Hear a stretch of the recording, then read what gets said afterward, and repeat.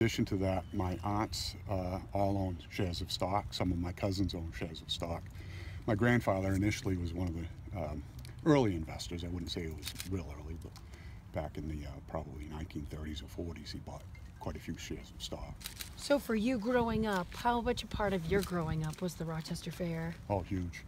We were always at the opening day of the parade, of the fair, with the parade and the Miss Rochester Fair pageant and so forth, and it was a big event for us. We had a box seat down front, and the entire family would be there. 15 of us or better would fill the box seat up, and it was always a huge event for our family. So what does the end of this mean to you? It's pretty sad. My dad, until he passed in '09, was at the fair literally every day of the fair when it was open, and he never missed a day. Even if it was raining, he'd go. Difficult decision then? It was a real difficult decision for us. We tried real hard as a board to try and make the numbers work, and there just wasn't any way we could put it together. And what do you say to others in the community who are feeling that same sense of loss, learning this news today? Well, I'm hoping that, as a board, we'll work together, work forward, and as Mr. Vetter said, we can hopefully get something put back together for next year. I'm pretty confident something will happen, and we will continue to work no matter what happens with the fair to try and make this happen. So speaking with some individuals, they have expressed concern that if the fair closes down this year, that it's going to be harder to bring something back next year. Is there anything you guys are specifically going to really try to do to stop that from happening, or anything that you think would represent kind of the core piece of the Rochester Fair that would make sure it kind of continues forward? I don't share that opinion. I think we've just hit a bump in the road, in my opinion. And it is a big bump, but there's a lot of community interest in trying to make this fair work, and that comes from virtually everyone. The shareholders, the stockholders, the board members, the city. People are interested in seeing this move forward. It's in the city's best interest for this fair to be here. How long have you been on the board? Just 2 years.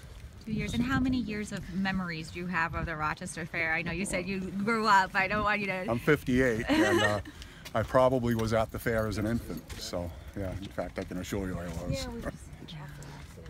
What's your favorite part of the fair?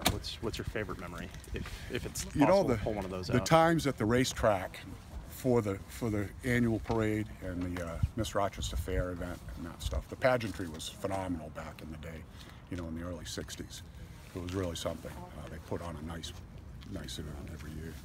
Yeah, and of course, a lot of people mentioned to me like the demolition derby with the school buses. Is that another thing that's a highlight for many? It is for a lot of people. I never was very enthused about it, but that really got people to attend. And always a sold out event. And last year I think they ran 3 of them, and they were sold out every single time. In fact, they had standing room only crowds. And once the grandstand was filled, they'd allow others to come in for a reduced price for standing room only seats, or not seats, but areas.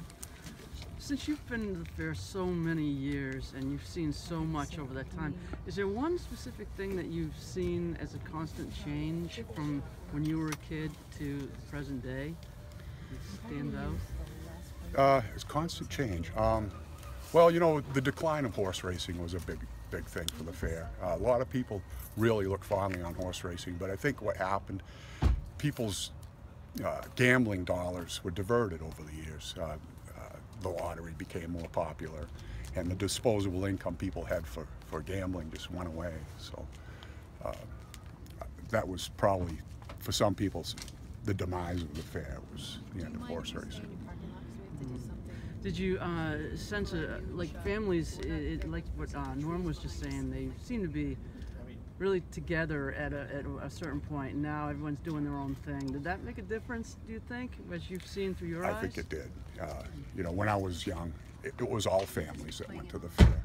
And now you go and you'll see the teenagers there without their parents. And maybe the parents are there, but they're not with their kids so much. So there is a decline, and you'd see it in the exhibition halls too. You didn't see the large families walking through anymore together. So I think that is a thing. I just want to to give both you and Norm an opportunity, one of the things that I've heard reporting on this in the community for the last couple of weeks, one of the many rumors that have been floating around, is there are individuals out there that feel that the board, I mean, both of you have expressed really strong words and sentiments about wanting to keep the fair moving forward. Some individuals feel like the board has a detached connection there, that they're more focused on the kind of the dollars and cents of it rather than continuing that tradition.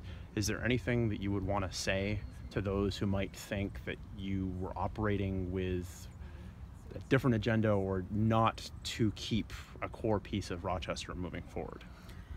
Well, you know, we worked really hard as a board to make this happen, and you know, I think if someone were to look at the numbers we provided you today, they'd have to agree that it just wasn't going to work.